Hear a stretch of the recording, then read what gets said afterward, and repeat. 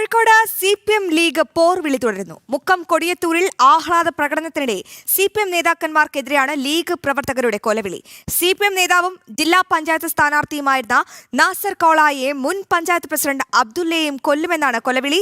കൊടിയത്തൂർ പഞ്ചായത്ത് മുൻ ward member MT റിയാസും youth league നേതാവ് ചാലക്കൽ ഷമീറുമാണ് ദൃശ്യങ്ങളിൽ ഉള്ളത്. വിവരങ്ങൾ നൽകുന്നു അനഘ ഹർഷൻ. അനഘ, ഈ കോഴിക്കോട് എന്താണ് ഈ CPM ലീഗ് പോർവിളിക്കുള്ള ആ ഒരു പ്രശ്നത്തിന്റെ പ്രധാന കാരണം? ഈ സംസ്ഥാനത്തിന്റെ ക്രമസമാധാനം തകർക്കുക എന്ന അജണ്ട ഏറ്റെടുത്തിരിക്കുകയാണോ ഇരു പാർട്ടികളും?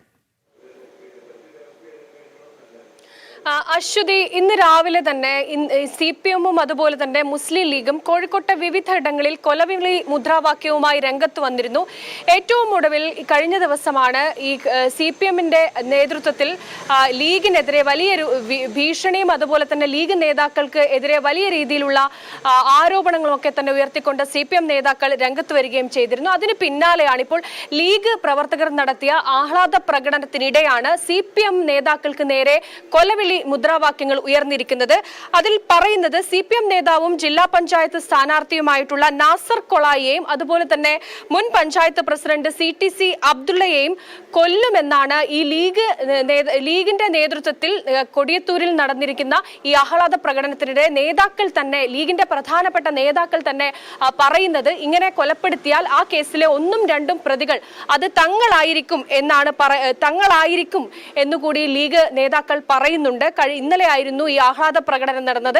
ഈ ആഹ്ലാദ പ്രകടനത്തിനിടെയാണ് CPM നേതാക്കൾക്ക് നേരെ ലീഗ് പ്രവർത്തകരുടെ ഭാഗത്ത് നിന്ന് ഇത്തരത്തിലൊരു ഭീഷണി പ്രസംഗവും അതുപോലെ തന്നെ കൊലവിളി മുദ്രാവാക്യങ്ങളും ഉയർന്നത് എന്നുള്ളതാണ്. കഴിഞ്ഞ ദിവസം ഇതേപോലെ തന്നെ ലീഗ് പ്രവർത്തകരുടെ ഭാഗത്ത് നിന്ന് CPM ബ്രാഞ്ച് സെക്രട്ടറിയുടെ വീടിന് നേരെ ഈ പടക്കം എറിയുന്ന ഒരു സാഹചര്യം ഉണ്ടായിരുന്നു.